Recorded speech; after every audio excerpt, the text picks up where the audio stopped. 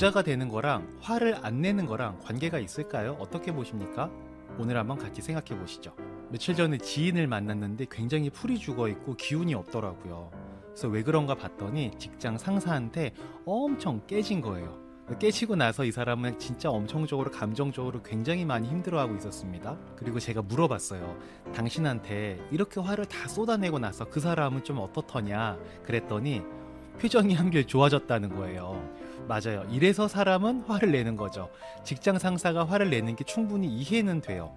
화 나는 일이 있을 때 배출하지 않으면 독으로 쌓이거든요. 그게 싫어서 사람은 본능적으로 화를 내게 되어 있습니다. 근데 화를 낸다는 건 내 손에 있는 불덩이를 다른 사람한테 떠넘기는 거나 마찬가지라고 저는 생각을 하는데요. 내가 편해진 만큼 다른 사람이 힘들어지게 된다는 거죠. 불덩이를 이렇게 옮겨받은 사람은 그걸 또 어떻게 하느냐? 자기보다 힘이 약한 사람한테 또 떠넘기게 됩니다. 이 화라는 불덩이는 사라지지 않고 마치 폭탄 돌리기처럼 여기저기 옮겨 다닐 뿐인 거예요. 그러다가 떠넘길 곳이 없으면 어떻게 돼요? 터지는 거죠. 뭐 퇴사도 하고 우울증도 걸리고 뭐 그렇게 되는 거죠. 떠넘긴 사람은 속이 시원하겠지만 받은 사람은 그만큼 답답하고 힘들어지게 되는 거죠. 저는 가까운 사람일수록 화를 내지 않으려고 부단히 노력을 하고 있거든요. 왜냐하면 같이 일하는 파트너들의 실수가 마음에 안 들어서 화나는 일이 있을 때, 그럴 때 있을 수 있지 않습니까? 그럴 때 우리가 선택할 수 있는 건 딱 3가지 경우의 수에 들어오게 되는데요. 첫 번째, 파트너가 해오는 일은 만족되지 않으니 내가 그냥 그 일을 한다. 두 번째, 프로젝트나 사업을 그냥 그만둔다. 이렇게 할 바에 안 하고 만다. 세 번째, 파트너분들이 잘할 수 있도록 교육을 한다. 우리가 일을 그만둘 수는 없죠. 그렇다고 상사가 그 일을 다 할 수도 없는 노릇입니다. 그럼 단 하나의 해결책은 뭐냐? 잘할 수 있도록 교육을 하는 것입니다. 그러면 파트너가 일을 잘 못하는 결과가 나왔다면 그거는 본인이 교육을 잘 못한 거라고 보면 되는 거고요. 그 불덩이를 직원에게, 파트너에게 주면 안 된다는 거죠. 자신의 부족함을 인식하고 잘 가르쳐주지 못하는 점을 미안해해야 되는 거 아닌가라고 생각을 하고, 이 파트너가 나 아닌 다른 상사와 일을 했으면 더욱더 능력을 발휘할 수도 있었을 텐데 하필이면 나랑 일을 해서 충분한 능력을 발휘하지 못하는 거일 수도 있지 않겠습니까? 그리고 이런 경우 있죠. 아무리 가르쳐도 정말 아무리 가르쳐도 안 되는 그런 경우들이 있어요. 교육해서 될 사람이 아니면 그것도 본인의 잘못인 거죠. 왜냐? 그런 사람을 채용한 것도 본인이 한 거잖아요.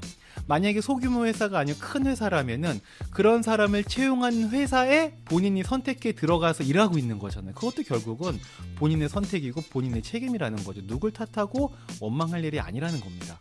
우리는 어릴 때 배웠죠. 힘이 없는 약자는 보호의 대상이라고요.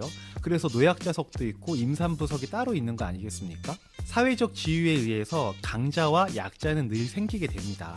그럼 강자는 약자를 보호해야 되는 거 맞는 거죠? 여러분은 좀 어떠십니까? 여러분 주변에 약자를 좀 보호하고 계신가요? 우리가 가장 보호해야 될 약자는 과연 누구일까요? 제 생각에는 우리가 보호해야 될 가장 중요한 대상은 바로 가족이지 않을까라고 생각을 합니다. 제 지인 중에서 남편한테 늘 구박받고 혼나는 그런 친구가 있어요. 제 기준에는 그 남편이 너무 치졸하고 못나 보여요. 사회생활을 할 때는 화가 난다고 해서 화를 다 내지는 않죠. 화를 다 왜 안 내요? 화를 냈을 때 돌아오게 될 반대급부가 무서워서 화를 안 내는 거 아닙니까? 저도 화를 내지 않으려고 부단히 노력을 하는데 내가 화를 내면 이득보다는 잃게 되는 게 훨씬 많다는 걸 알기 때문에 화를 안 내는 거죠. 얻고 잃고 하는 거는 돈일 수도 있고 사람일 수도 있죠. 뭐가 되었든 마음에 안 들고 화가 나도 우리는 다 뱉어내지 않고 살고 있다는 거예요. 왜? 내가 피해보는 걸 내가 알고 있기 때문에. 근데 유독 가족한테는 화를 잘 냅니다. 특히 부부 사이에서는요. 왜 화를 잘 낼까? 안 참아도 된다고 생각을 하는 거예요. 화 내봤자 뭐 부부인데 다시 풀리지 않고 배겨? 이 생각이 내포되어 있는 거죠. 그리고 가장 만만한 거예요. 나를 해하지 못하는 가장 확실한 대상이 누굽니까? 바로 가족이지 않습니까? 자기 와이프나 남편을 궁지로 몰아가는 사람이 어디 있겠어요. 그러니까 화를 내도 나를 힘들게 하지 못한다는 걸 잘 알고 있는 거예요. 직장 상사 또는 거래처에 막 화를 내요. 그러면 진짜 힘든 일이 생길 수도 있는 거 알고 있죠, 우리는. 그게 무서워서 화가 나도 속으로 삭히고 술 한잔 마시면서 그냥 털고 일어나는 거죠. 근데 가족은 내가 잘못되는 걸 원하지 않아요. 그러니 밖에서 화를 참고 지나가는 것처럼 하지 않고 내 안에 불덩이가 있는 걸 그냥 떠넘겨 버리는 거예요. 이게 얼마나 치사하고 못난 행동입니까? 그렇다고 해서 화를 다 참아야 된다, 이런 말씀을 드리는 건 아니고요. 화는 참는 게 아니라 다스리는 대상입니다. 화라는 건요, 90초만 우리가 심호흡을 하잖아요. 그러면 절반 이하로 줄어들게 됩니다. 그리고 남아있는 화는 배출해서 푸는 게 아니고요, 다른 방식으로 푸는 거예요.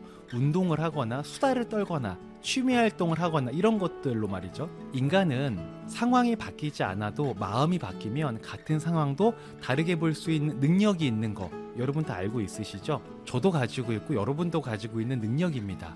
근데 누군가는 그 능력을 잘 활용을 하고 누군가는 주어진 그 능력을 잘 활용하지 못하는 것 뿐인 것 같아요. 저는 선한 영향력을 행사하는 그런 부자가 되고 싶거든요. 그래서 부자들은 화를 쓸데없이 내지는 않더라고요. 그래서 오히려 화를 낼 상황이 되면 잘 교육하지 못하고 잘 리딩하지 못해서 미안한 마음을 갖는 게 더 크신 것 같더라고요. 자, 오늘 영상 결론. 화를 내는 건 내가 들고 있는 불덩이를 떠넘기는 치사하고 못난 행동이다. 내 화는 내가 처리하자 였습니다.